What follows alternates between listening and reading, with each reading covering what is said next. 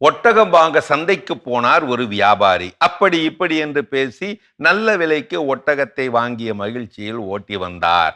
நயமான தரமான விலைக்கு வாங்கப்பட்ட அந்த ஒட்டகத்தை வீட்டுக்கு வந்ததும் வேலைக்காரரிடம் காட்டினார். குளிப்பாட்டி கொட்டிலில் அடைக்கச் சொன்னார். வீட்டுக்கு வந்த புதிய ஒட்டகத்திற்கு அந்த வேலையாளும் பாச முத்தம் தந்து அழைத்து வரவேற்று தண்ணீர் தொட்டி அருகே நிறுத்திவிட்டு குளிப்பாட்ட தயாரானார்.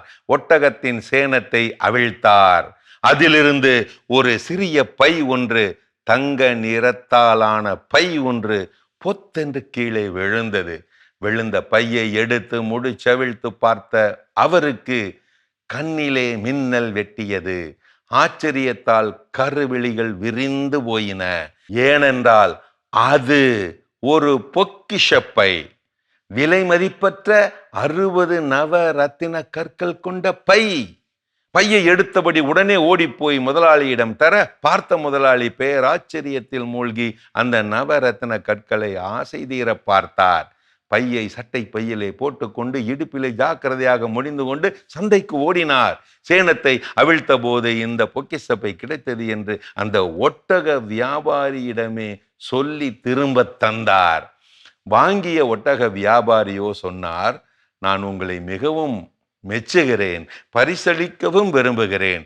இதிலிருந்து உங்களுக்கு பிடித்தமான சில நவரத்ன கற்களை நீங்கள் எடுத்துக்கொள்ளுங்கள், பரிசாக எடுத்துக்கொள்ளுங்கள் என்று பையை வியாபாரியிடம் தர மறுத்து சொன்னார் இவர்.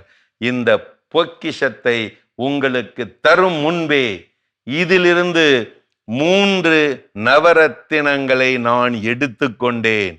நன்றி, எதுவும் எனக்கு வேண்டாம். அப்படியா என்று சொல்லியபடி அவற்றை அந்த ஒட்டக வியாபாரி எண்ணி பார்க்க, பொட்டலத்தை எண்ணி பார்க்க, அதில் 60 கற்களும் அப்படியே இருக்க, அப்படி ஒன்றும் இதில் எதுவும் குறையவில்லையே என்றபடி குழப்பத்துடன் பார்த்தவரிடம் சொன்னார் நமது வியாபாரி, நான் எடுத்து வைத்துக் கொண்ட அந்த 3 நவரத்தின கற்கள் இதோ இவைகள்தான். முதலாவது நவரத்தினம் கீழே விழுந்ததை அப்படியே கொண்டு வந்து என்னிடம் கொடுத்த என்னுடைய வேலையாளின் நேர்மை. 2வது நவரத்தினம், அதை அப்படியே எடுத்துக்கொண்டு ஓடி வந்து கொடுத்த என்னுடைய நாணயம். 3வது நவரத்தினம், கைமாறு எதுவும் வேண்டாம் என்றும் நிற்கும் என்னுடைய சுயமரியாதை. இதை கேட்டவுடனே ஒட்டக வியாபாரி ஆறத் தழுவிக் கொண்டார். அந்த வியாபாரிக்கு நிறைய வாய்ப்பும் தந்து அவரை பெரும் செல்வந்தராக்கி விட்டார். அங்கே அவர்களிடையே மனித மதிப்பீடுகள் மகத்தான கொண்டாட்டம் கூத்தாட்டம் போட்டுக் கொண்டன. இதயங்களை வெல்ல அதிக பணம் தேவையில்லை, நல்ல நல்ல குணங்களே போதும். நேர்மையால் பலரை பெறலாம், சிலரை இழக்கலாம், ஆனால் ஒருபோதும் நிம்மதியை நீ இழக்க மாட்டாய். நேர்மையை போல் சிறந்த கவசம் இல்லை, மனசாட்சிக்கு விஞ்சிய கடவுளும் இல்லை. நேர்மையாய் வாழ்பவர் அஞ்சியும் வாழ தேவையில்லை, கெஞ்சியும் வாழ தேவையில்லை. நசுங்கி நசுங்கி பேசுபவரிடம் நேர்மை இருக்காது, நறுக்கென பேசுபவரிடம் நச்சுத்தன்மை இருக்காது.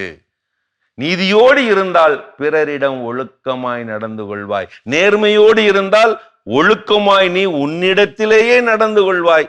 இப்படி ஒரு இணைய வழி அடித்தள அடிபட்ட பதிவு. இதாங்க கொடுமை.